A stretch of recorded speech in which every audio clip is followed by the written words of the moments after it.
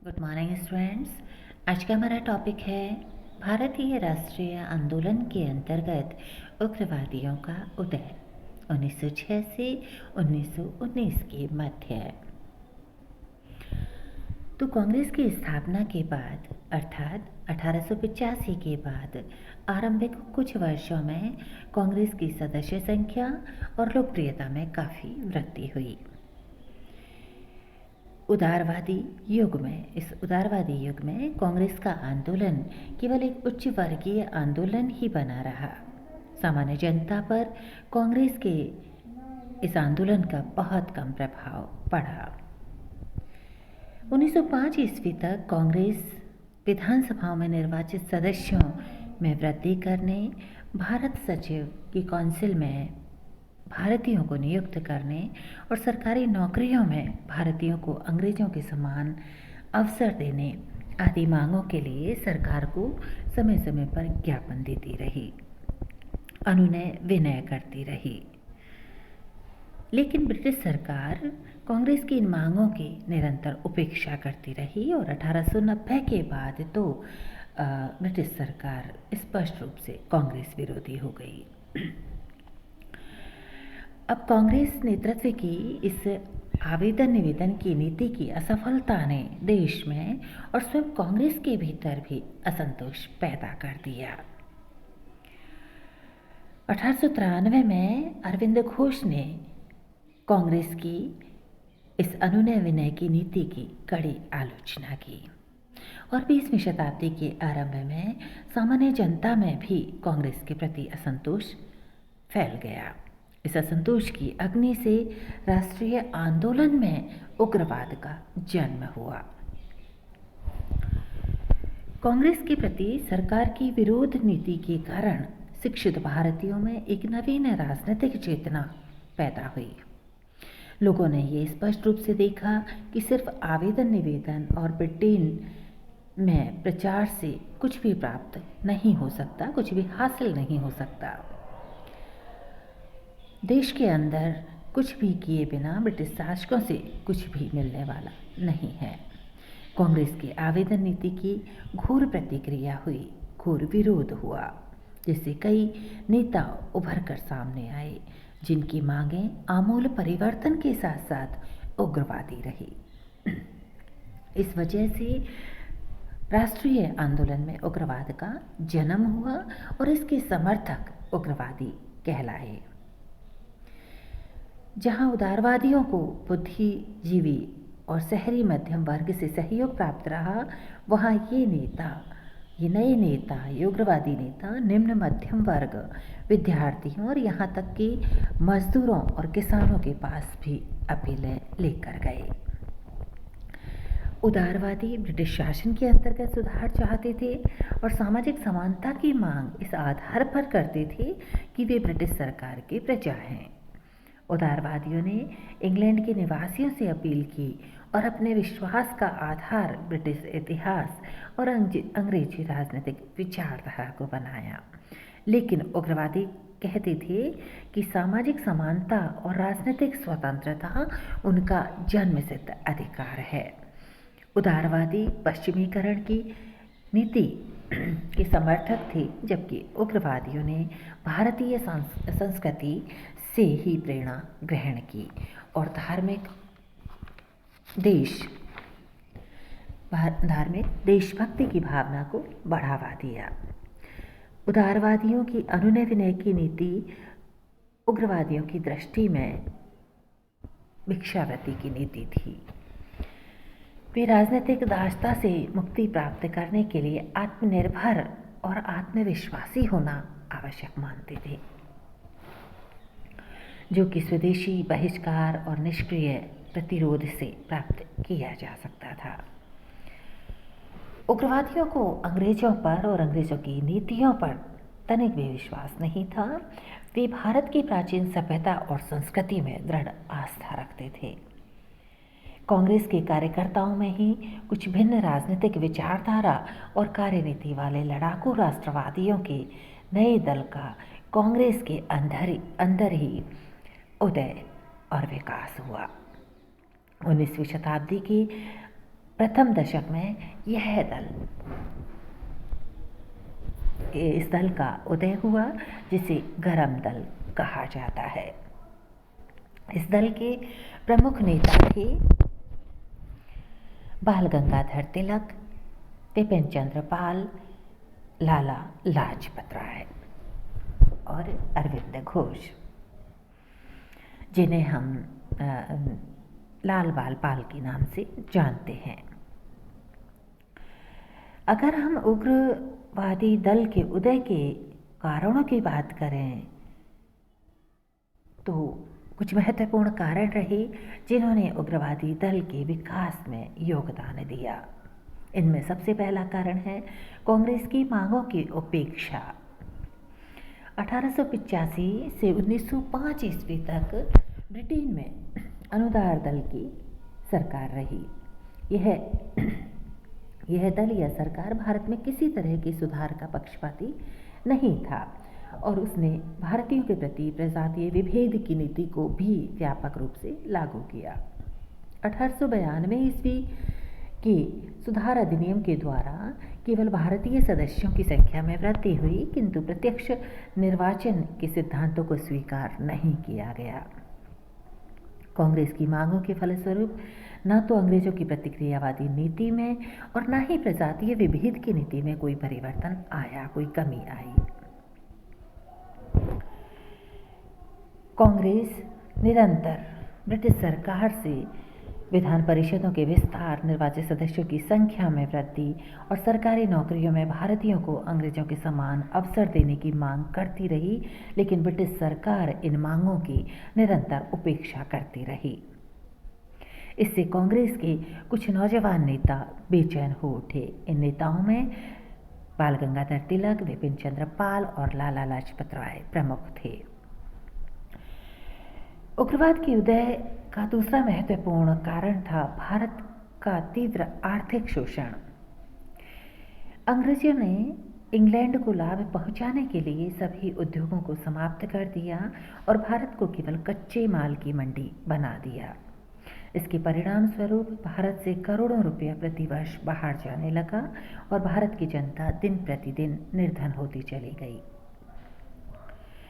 भारतीय उद्योगों का विनाश, कपास की बनी चीज़ों पर आयकर में कमी और भारतीय मिलों में तैयार होने वाले कपड़े पर 7.5% उत्पादन शुल्क से कृषि पर भू राजस्व का अत्यधिक बोझ बढ़ा, जिससे किसानों की बढ़ती हुई निर्धनता और शासन के उच्च पदों से भारतीयों को पदच्युत करना, ये कुछ ऐसी समस्याएं थी जिससे स्पष्ट हो गया था कि अंग्रेज केवल भारत से धन लूट कर ले जाना चाहते हैं। अंग्रेजों की इस आर्थिक शोषण की नीति ने भारतीयों को विचलित कर दिया, भारतीयों में असंतोष पैदा कर दिया और कांग्रेस के नौजवान नेता ये समझने लगे कि जब तक भारत पराधीन रहेगा तब तक उसका आर्थिक शोषण जारी रहेगा। अतः उनमें बहुत से लोग भारत में ब्रिटिश सत्ता को पलटने के लिए कटिबद्ध हो गए। एक और महत्वपूर्ण कारण था अकाल और महामारी। अंग्रेजी सरकार की आर्थिक नीतियों के फलस्वरूप 1896-97 और 1889 से 1900 के मध्य देश में भयंकर दुर्भिक्ष और महामारी फैल गई। दुर्भिक्ष और प्लेग की महामारी ने करोड़ों लोगों की जानें ले ली। लेकिन इस अवसर पर प्रशासन का जनता के प्रति अमानवीय व्यवहार बना रहा। सरकार ने अकाल और महामारी से निपटने के कोई ठोस प्रयास नहीं किए, जिससे भारतीयों में असंतोष पैदा हुआ। इन घटनाओं ने भारतीयों को झकझोर दिया और अब अंग्रेज भक्त कांग्रेस के नेताओं का भी अंग्रेजी न्यायप्रियता और ईमानदारी पर विश्वास डगमगाने लगा। तो इस कारण से भी उग्र राष्ट्रीयता का विकास हुआ। उग्र राष्ट्रीयता के विकास में एक और महत्वपूर्ण कारण सहायक रहा, वो है सांस्कृतिक नवजागरण। अंग्रेजों ने भारतीयों को हमेशा यह बताने की चेष्टा की कि भारत पर आक्रांता सदैव सफल रहे हैं और इसका कारण भारतीयों की सामाजिक, धार्मिक, राजनीतिक और सैनिक दुर्बलताएं हैं। उन्होंने ये बताने का प्रयास किया कि पाश्चात्य सभ्यता और संस्कृति श्रेष्ठ है। उन्होंने हमेशा भारतीय सभ्यता और संस्कृति को नीचा दिखाने की कोशिश की, जबकि कांग्रेस में उभर कर आए उग्रवादी नेताओं ने इसका विरोध किया, क्योंकि उनका भारतीय सभ्यता और संस्कृति की श्रेष्ठता में विश्वास था। वे भारतीय सभ्यता और संस्कृति को सुधारना चाहते थे, जो कमी उसमें आई, जो कुरीतियाँ उसमें थी, उनको दूर करना चाहते थे और भारतीयों में भारतीय संस्कृति के प्रति लगाव पैदा करना चाहते थे। एक और महत्वपूर्ण कारण है लॉर्ड कर्जन और अन्य वायसराय की नीतियाँ। 1888 से 1905 के मध्य इंग्लैंड में अनुदार दल की सरकार रही और इस दौरान भारत में 3 महत्वपूर्ण वायसराय आए, लॉर्ड लैंसडाउन, लॉर्ड एल्किन और लॉर्ड कर्जन। ये तीनों ही वायसराय प्रतिक्रियावादी थे, अर्थात भारत विरोधी थे। लॉर्ड कर्जन की दमनकारी नीतियों ने तो जले पर नमक का काम किया। 1896 से 1901 के मध्य 2 बार अकाल पड़ा, लेकिन ब्रिटिश सरकार ने अकाल से निपटने का कोई ठोस प्रयास नहीं किया। कर्जन की प्रजातीय विभेद की नीति अधिक उग्र हो गई। 1899 में उसने कलकत्ता निगम अधिनियम पारित किया और निगम की स्वायत्तता को छीन लिया। 1904 में विश्वविद्यालय अधिनियम पारित कर विश्वविद्यालयों का सरकारीकरण कर दिया। इन घटनाओं से राष्ट्रीय भावनाओं को कुचलने का प्रयास हुआ और इसी दिशा में एक कर्जन ने जो एक और कदम उठाया वो है बंगाल का विभाजन। बंगाल का विभाजन, इससे भी राष्ट्रीय भावनाओं के उदय में सहायता मिली। बंगाल में बढ़ती हुई राष्ट्रीय भावनाओं को कुचलने के उद्देश्य से लॉर्ड कर्जन ने 1905 में बंगाल का विभाजन कर दिया। कर्जन ने कहा कि वह ऐसा प्रशासनिक सुविधा के लिए कर रहा है, किंतु उसका मूल उद्देश्य तो हिंदू और मुसलमानों में फूट डालकर उनकी राष्ट्रीय भावनाओं को कुचलना था। क्योंकि पूर्वी बंगाल में जहाँ मुसलमानों का बहुमत था, वहाँ उसने मुसलमानों को हिंदुओं के विरुद्ध भड़काया कि इस बंटवारे से पूर्वी बंगाल में इस्लाम का प्रभुत्व हो जाएगा और हिंदुओं की प्रधानता स्वतः खत्म हो जाएगी। इस बंगाल विभाजन ने भारत की राष्ट्रीयता पर धूर्ततापूर्ण आक्रमण किया। इस विभाजन ने सामान्य बंगालियों को उत्तेजित कर दिया और बंगाल में एक नई पीढ़ी के कुछ युवक अंग्रेजी सत्ता के विरुद्ध सशस्त्र विद्रोह की योजना बनाने लगे।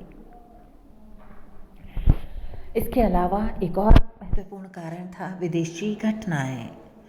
इस दौरान 19वीं शताब्दी के अंत और 20वीं शताब्दी के आरंभ में कुछ ऐसी घटनाएं घटी जिन्होंने उग्र राष्ट्रीयता के विकास में योगदान दिया। 1896 में अबिसिनिया ने इटली को परास्त किया और 1904-05 में जापान ने रूस को परास्त किया। इन घटनाओं ने यूरोपीय शक्तियों की अजेयता के भ्रम को तोड़ दिया और अब भारतीयों को भी विश्वास हो गया कि यूरोपीय शक्तियों को परास्त किया जा सकता है, वो अजेय नहीं है। तो ये कुछ महत्वपूर्ण कारण थे जिन्होंने उग्र राष्ट्रीयता के विकास में योगदान दिया। कांग्रेस की सविनय प्रार्थना की नीति की असफलता से उग्र दल के लोगों की लोकप्रियता बढ़ती जा रही थी। इन उदारवादी और उग्रवादियों में कुछ सैद्धांतिक मतभेद रहे। उदारवादी जहां सरकार की न्यायप्रियता में विश्वास करते हुए अधिराज्य अर्थात ब्रिटिश सत्ता के अंतर्गत स्वशासन चाहते थे, वहीं उग्रवादियों का लक्ष्य स्वराज्य प्राप्ति था। उदारवादी सविनय प्रार्थना की नीति में विश्वास करते थे, वहीं उग्रवादी अपने उद्देश्यों की पूर्ति के लिए विदेशी वस्तुओं का बहिष्कार, स्वदेशी वस्तुओं के प्रचार पर जोर देते थे।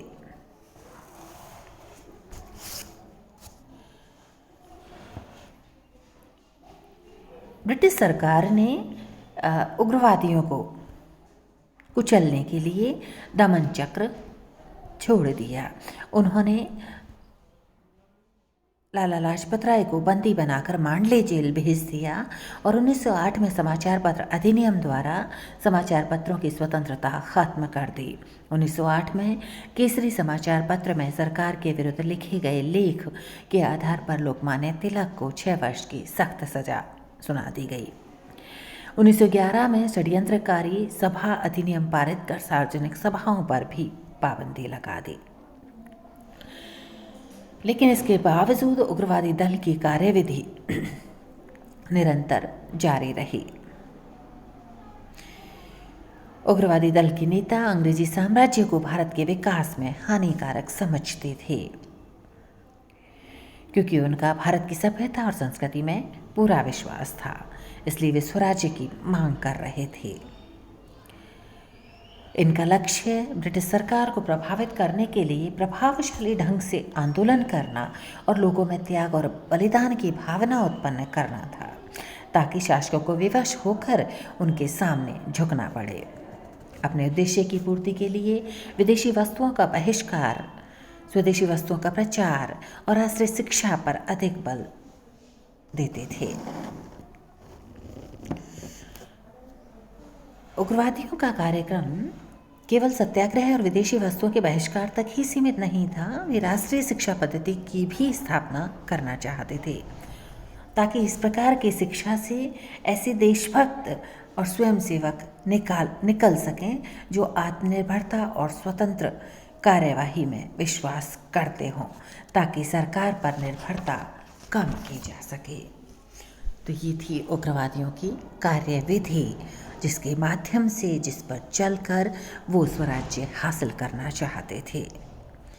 इन्होंने भारतीयों में राजनीतिक चेतना की भावना को तीव्र किया और हर भारतीय को राष्ट्रीय आंदोलन से जोड़ दिया। तो आज के इस वीडियो में इतना ही। अगले वीडियो में फिर मिलेंगे। धन्यवाद।